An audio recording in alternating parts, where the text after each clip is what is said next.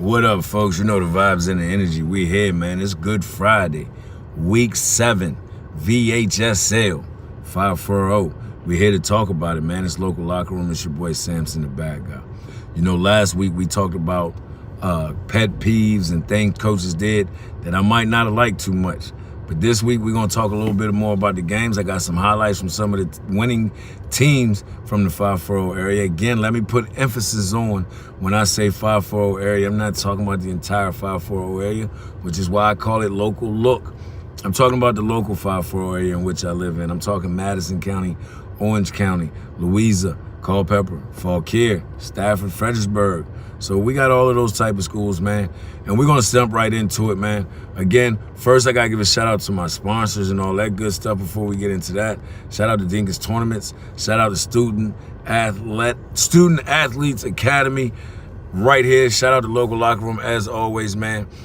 And I'm going to let you guys see a couple of those things, man, and we're going to get into it, man. We got some good football to talk about. Some very, very good football to talk about. And we're going to jump into it early, right out the gate. I believe we got Colonial Forge and Massaponax. Listen, in our area, we got to work on our defense a whole lot better, bro. We have to work on our defense a whole lot better in our area. Massaponax DBs look like they didn't even show up for this game. Forge came out with the air attack and just absolutely annihilated them. They ran the ball well, too, versus Massaponax.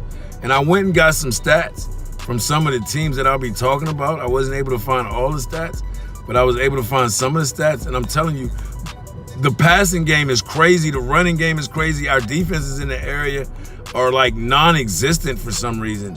And I don't know why.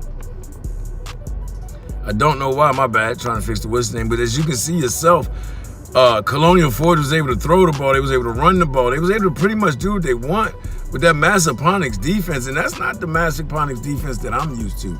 Change the camera angle so you can see a little better. That's not the Massaponax defense that I'm used to, man. At all. Colonial Forge was hitting them up top. Colonial Forge was hitting them in the flats. Colonial Forge was running the football. Like, it was a little bit of everything that the Colonial Forge was doing, man. And then their defense stepped in late in the game and forced a fumble with the scoop and score. Massaponax got to go back to the drawing board and get that fixed. Colonial Forge looked like the Colonial Forge of old. You see the numbers, 400 in total offensive yards. 410. 4 turnovers for Ponix. 2 fumbles, 2 INTs. We seen one of the fumbles go to the house.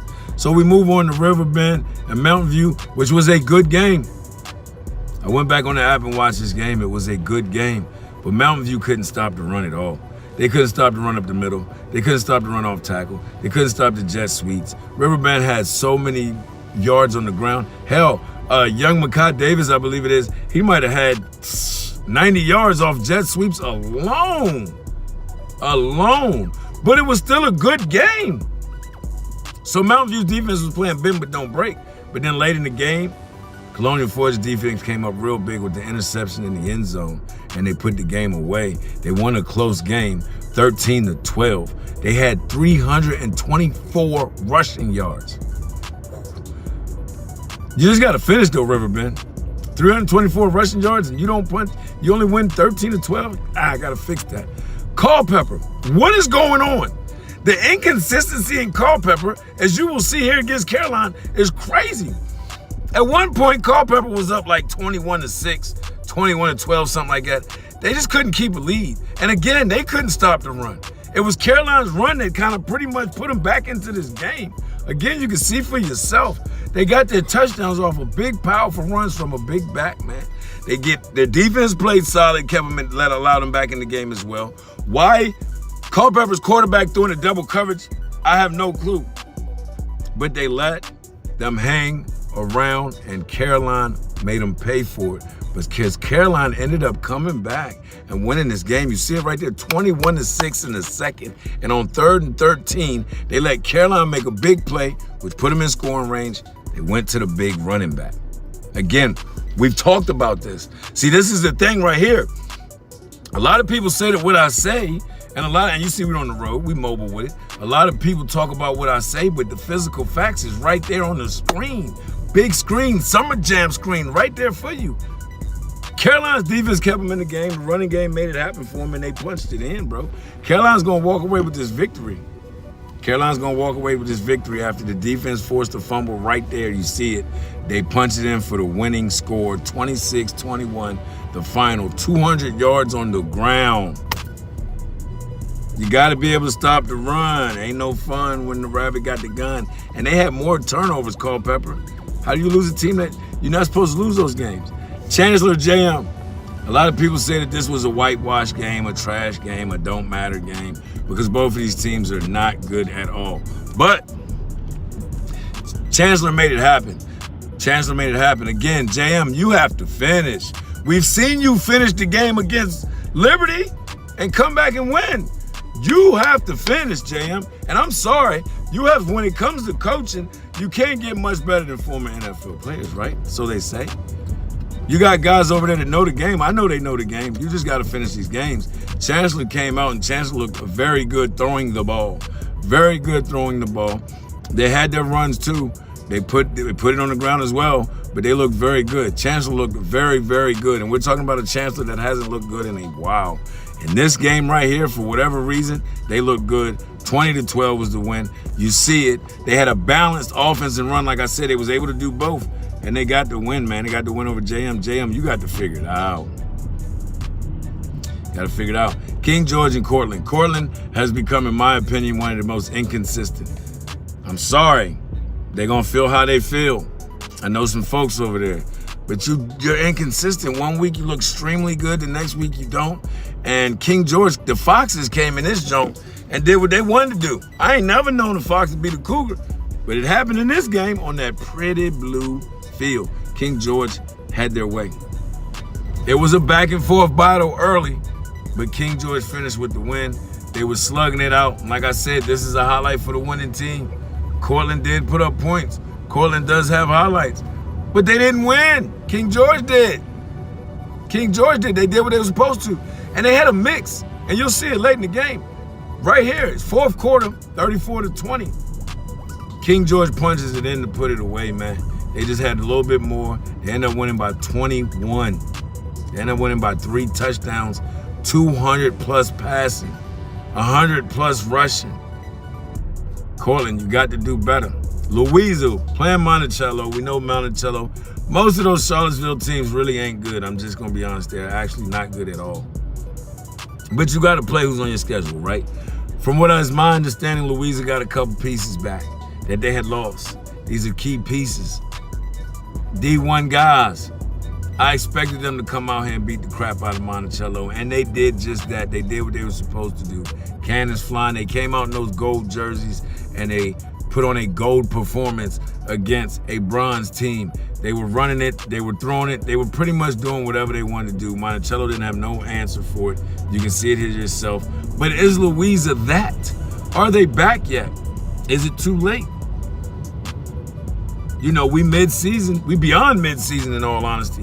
We're week 7.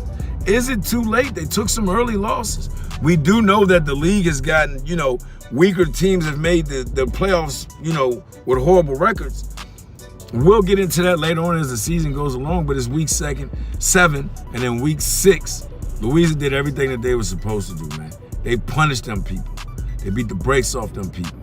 We're going to see how they bounce back. We're going to see how Louisa rolls next week. You see it, 371 total, 255 on the ground. Because they got their guy back. 7 for 9 on third. That's big. That is huge. And Louisa gets the win. Brentsville and Liberty. Liberty. I know I sound like the commercial, Liberty Mutual, but they need some insurance right now because they can't hold on. They can't hold on to life. At one point in this game, they were up 16-0. Brentsville punches back, ties the game 16-6. Then they go up top with this one and they get the lead. But Liberty fights back, it's 22-23.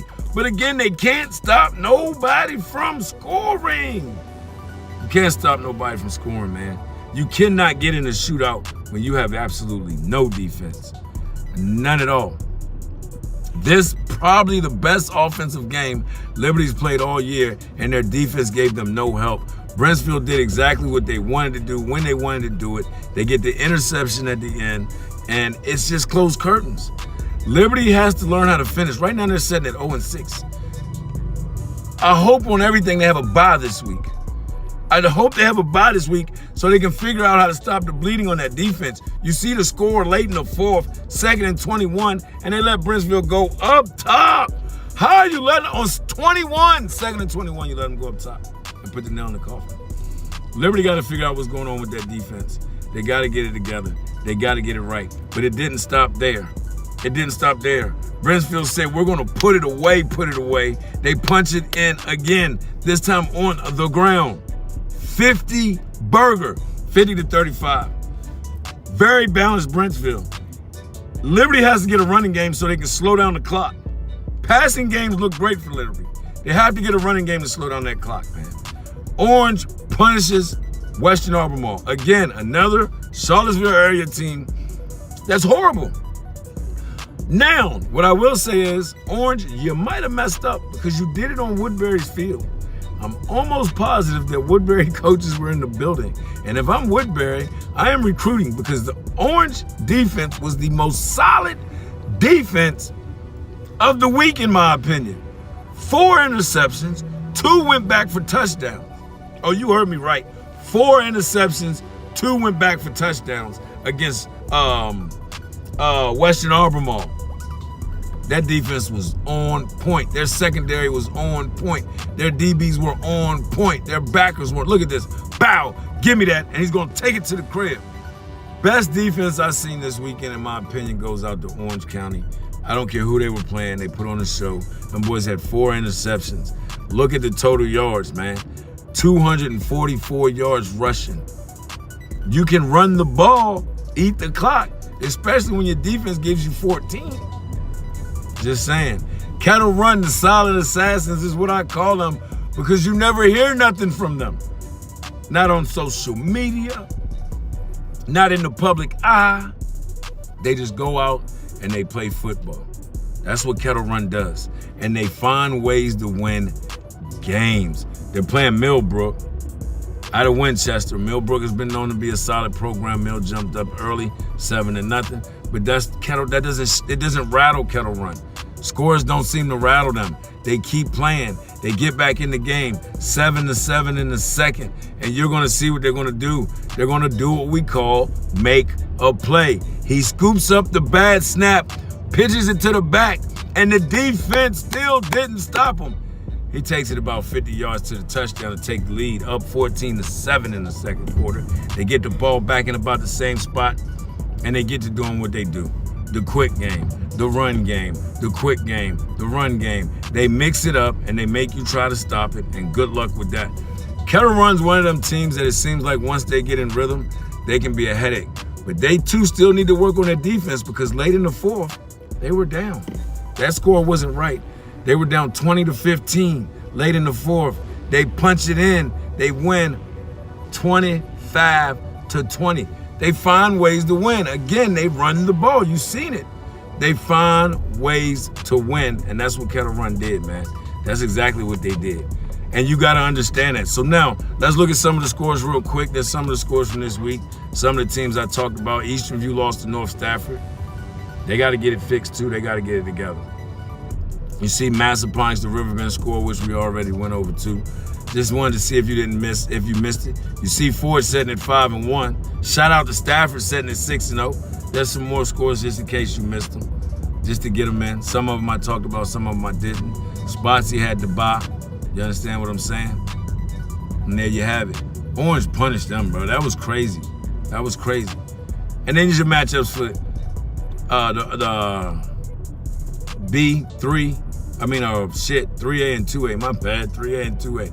And then we're going to get into some of the matchups that's coming up, man. We got some good matchups coming up this week as we get into week 7. Week 7, man. You see what it is, Brook Point versus Ponix. Forge already beat Mountain View yesterday. So 23-13. Mountain View, it's going to be tough, man. Again, Forge looking good. It's going to be tough, man. We got to figure it out. Stafford got a bye this week. North Stafford's taking on Riverbend. That should be a good game. That's in the 6A. Then we're going to tap into the 5A. And in the 5A, we got Ponix. Again, Ponix, we already seen that. Pines and Colonial Forest, Riverbend, North Stafford. Liberty takes on Millbrook this week. I said this year, huh? This week, I don't see it being any different for Liberty. Louisiana's probably gonna get another win. Carolina, I think, might get Chancellor. Cortland probably will get Spotsylvania. Eastview should get JM Easy. King George should get Culpeper. Louisa and Orange is gonna probably be the best game this week. Flat out being honest. Cortland and Sponsia will be good, but that Louisa and Orange, Cortland should win that game, but that Louisa and Orange game is probably gonna be the best game in the 540 area this week. I'm just being honest. It's probably gonna be the best game. There's gonna be a game that you're gonna wanna go see. I went last year, Block Burner, Savvy and them put on a show, but it's probably gonna be a game that you're gonna wanna see, man. It's definitely gonna be a game that you're gonna wanna go see. And again, man, as always, it don't get no better. It's your boy Samson The Badguy. I had to give you a quick rundown on what happened, what took place, the couple of the matchups that's going on this week, man. Make sure you continue to stay locked in. I'm on my way to Maryland. I will be live tonight. St. Francis Regional Team versus Virginia Academy. This weekend, another private school, and I'm gonna try to get into the private school stuff a little more. But this weekend, it was said to me that there's a private school matchup going on that I would have loved to have made it to, but unfortunately I have to work. Well, fortunately, because some people ain't got no work. So unfortunately, fortunately, I have to work, so I won't be there. But St. Michael's versus Friendship is supposed to be going on Saturday. St. Michael's versus Friendship supposed to be going down this Saturday. I forgot where the game was. How did I forget that? Oh my God. But anyway, that's gonna be a game that you're probably gonna want to keep your eyes on. I know I don't speak about private ball as much, but that St. Francis matchup, if it's true, that St. Francis versus Friendship. St. Michael's, shit. I'm sorry. Yeah, I'm on the road. It happens. The St. Michael's versus Friendship game, if it is true, and that game is happening Saturday, and you love good football and you have nothing else to do, I'm just being honest. I believe it's in the afternoon game, like a 7 o'clock game or something. If you have nothing else to do at 7 o'clock and you like good football, you're gonna wanna be at that St. Michael's and from Fredericksburg versus Friendship from the city. They DC or Maryland? Maryland? I think they're Maryland. You're gonna wanna see that game. Both teams has athletes. Both teams are good up front. You're gonna want to see that game. So if you're around, that's a game you're gonna want to tap into. I'm gonna be honest with you. I hope they play at a school that I can see it on the app. I'm just gonna be honest with you. I believe they're at Riverbend. Yes, that is where they're at. Riverbend. They're at Riverbend, 7 o'clock. Riverbend, 7 o'clock in the Fredericksburg area. I know Riverbend got the little thing, but I don't know if it's gonna be working. I hope it is so I can watch it. But again, man, that's gonna be a good game. That's probably gonna be one of the top private school games of the week. Top local 540 public school games of the week is definitely, I'm definitely gonna say that it is, I just said this shit, man. Orange and Louisa. Top 540 game to me, public school wise, is gonna be Orange and Louisa. Private school wise is definitely gonna be St. Michael's and Friendship. Listen, man, I'm on the highway, I'm on the road. Continue to tap in, continue to lock in with us. Like I said, this one I already knew was gonna be a short one. You've seen some of the highlights from last week. You've seen the matchups for this week. I might start doing some picks, see if somebody wanna do some picks with me. I'm not sure. But again, like I said, I'm tapped into the high school real heavy. I'm back on my high school football thing, man. So continue to tap in, continue to lock in. And again, I get a lot of my information from certain different high school apps. You know, sometimes I get it from papers and reporters, but if you feel like any of the information was incorrect, please feel free to hit the DM and we'll get it correct. Understand you under dig. Shout out to all the teams that's getting ready to go play ball. Shout out to all the players. I hope you all stay safe and healthy. Shout out to all the parents that's traveling on the highways to get to these games. You coaches, don't blow it for your kids, man. Don't be the it's my fault kid. Don't be the coach that I gotta hit you with this. Please don't be the coach to where I gotta hit you with this good thing right here, man.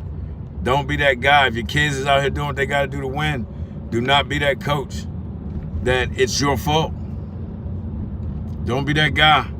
Don't be that guy. Defensive coordinators, tighten up, get it fixed.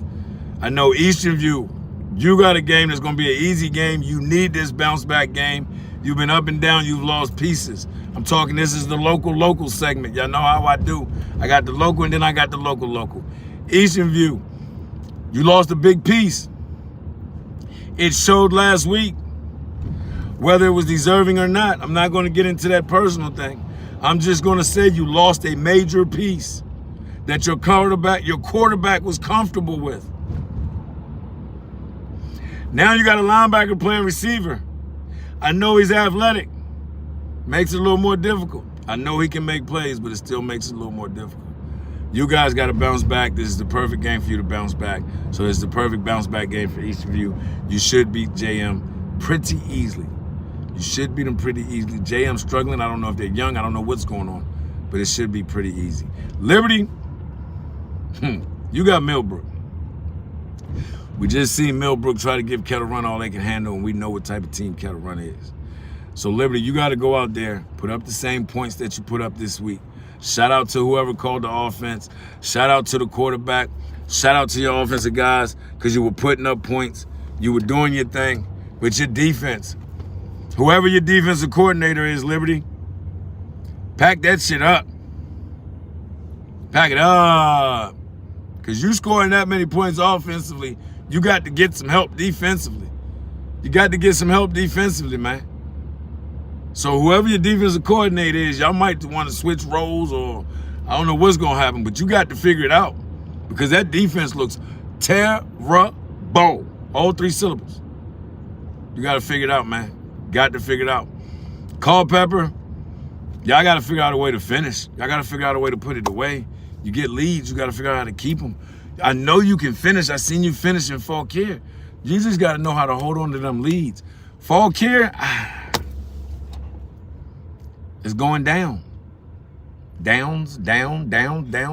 It's going down. Downs with downs, whatever you want to call it. Because any coach that tells his seniors, and I heard it from multiple seniors, but any coach that tells his upperclassmen, let me use the correct word, any coach that tells his upperclassmen that he's not focused on his upperclassmen, that he's more focused on his underclassmen right now because he has more time with them, that is just absolutely asinine to push to the side the individuals that have kept your program somewhat afloat.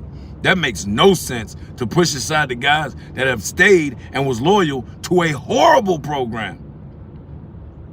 Players that could have went somewhere else. Players that could have left, but they chose to stay with a horrible program and be loyal. And now they got a coach that comes in that they feel is disloyal. That is crazy work. You cannot hang your hat, Downs. Yeah, I'm that guy that says names because I don't care. You cannot hang your hat on beating a bad Liberty team, bro. You had a lot of energy, a lot of jumping up and down, a lot of beating your chest like you was King Kong. When you beat a bad Liberty team in the Bird Bowl, you had them people fooled. And all you people in the comments, I see it. You can dick ride all you want. I know the real Downs. He wasn't that great as a defensive coach. He had a lot of talent. He wasn't that great of a DB coach. When he was a DB coach at the school before he was a defensive coordinator. You, Fauquier, fell for the okie doke. I don't know if it was your principal or your athletic director. One of y'all fell for the okie doke. You thought that because each of you had a good defense, it was because of the coordinator. It was because of the talent. That defense was loaded. Loaded. But you're finding out the same way Liberty found out when they brought Buzzo in, automatically assuming that because he had all that talent year 1 and he did all that winning and undefeated and coach of the year, that it was going to translate into year 2. And you see what happened year 2. But I can't blame it all on Downs. I can't blame it all on Coach O. Look at what's fed into their schools. I've said this 100 times and I'll say it again. I'll said it 100 times and I'll say it again. When you have no rec league, no strong rec league, and you have no travel league, and you have no middle school ball, you get what you get at the high school level. So we can't just put it on the coaches. Yes, they make crazy decisions. Yes, they do some wild shit. But you can't just put it on them because they are working with the cards they were dealt. And some of them cards are ripped. Some of them cards are bent. They don't have much to work with. And I blame Fauquier County as a whole for the lack of talent and athletes that these high schools are getting. So again, though I might not agree with some of the coaching and coaching decisions, I also have to be upfront and honest and say the kids that are being fed into the high schools, and I'm not talking about Kettle Run because you're getting kids from that, Nokesville Grizzly area. You're getting kids that have all, played a little bit of travel football. You're getting kids that have done this. You guys have 7-on-7 in the off season. So I'm not talking about Kettle Run. You guys are doing what you've been doing for the past few years. But when you look at Liberty and you look at Kettle Run, Liberty and Fauquier High School, and you look at the kids that are fed into those schools, it speaks for itself. The freshman team took their first loss the other day.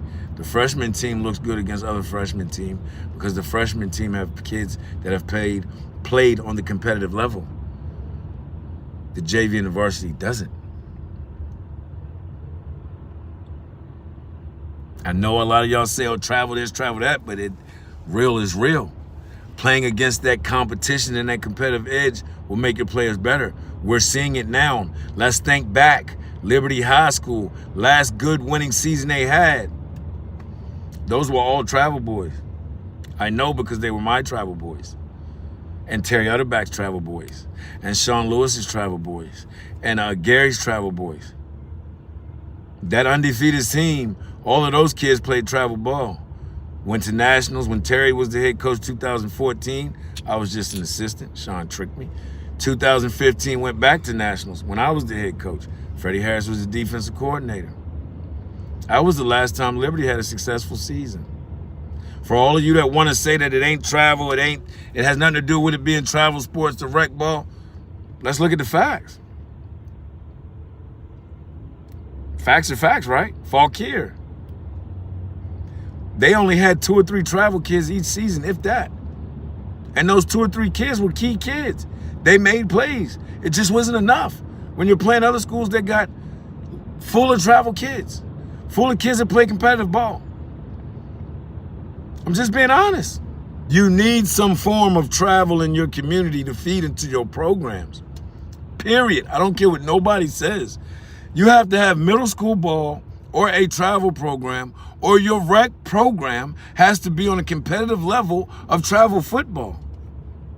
Because if not, your high school is not going to be that good. And I'm not talking about the Jefferson District League, because the Jefferson District League, the Youth League, Jefferson District League, feeds a lot of the majority of the Charlottesville high schools. And majority of the Charlottesville high schools are ass. I'm just being honest. It might be a harsh truth, but it's still the truth. Go look at the records. I'm just saying.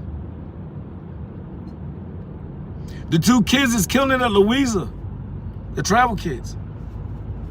Some of the kids is killing it over at Woodbury, travel kids. You can feel how you want to feel. Facts is facts.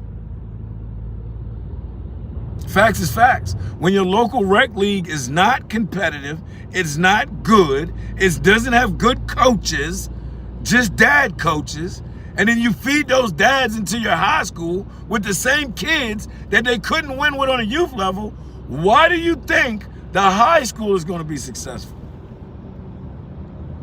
And if you're leaving comments, I'm not reading the comments. I'm just, I'm going live to get this live over with. So if you leave in comments, I apologize. I'm not reading the comments. But the truth is the truth. And if you think I'm lying, you can do your own homework. Yes, I will be streaming for that game. And if you do your homework on what I'm saying, you will see that I am telling the truth. Eastern View. Past few years, those have been travel kids. They've been successful. Majority of their games are lost, not because of the players. Go look at the film if you think I'm lying. They get some of the best. There's no excuse for Eastern View. You literally get some of the best football players in that county. There's no excuse. I'm just being honest. Go look at the facts. So again, if you're not going to have middle school ball, and I'm talking local, if you're not going to have middle school ball, and you're not going to have a good travel or rec team, you cannot expect the high schools to get any better. And on that note, I'm out of here, man. Make sure y'all continue to tap in real quick. Postseason is coming. Postseason is coming. And everybody not going to make the playoffs in youth football. So you might want to hit up Dinkins Tournaments LLC. You might want to hit up my man G Todd with the West Virginia Top Dog Tournament that's getting ready to go down. Because if you want to make it to the postseason, that's the only way you're going to make it, by getting in the postseason tournament. Playoffs ain't for everybody. You high school coaches, some of y'all need to go ahead and clean your office out and let somebody else take these schools over and get it right. But again, these are my opinions and my opinions and only. Some might agree with me, some might not, but this is my platform. So I'm going to speak my truth. With that being said, local locker room.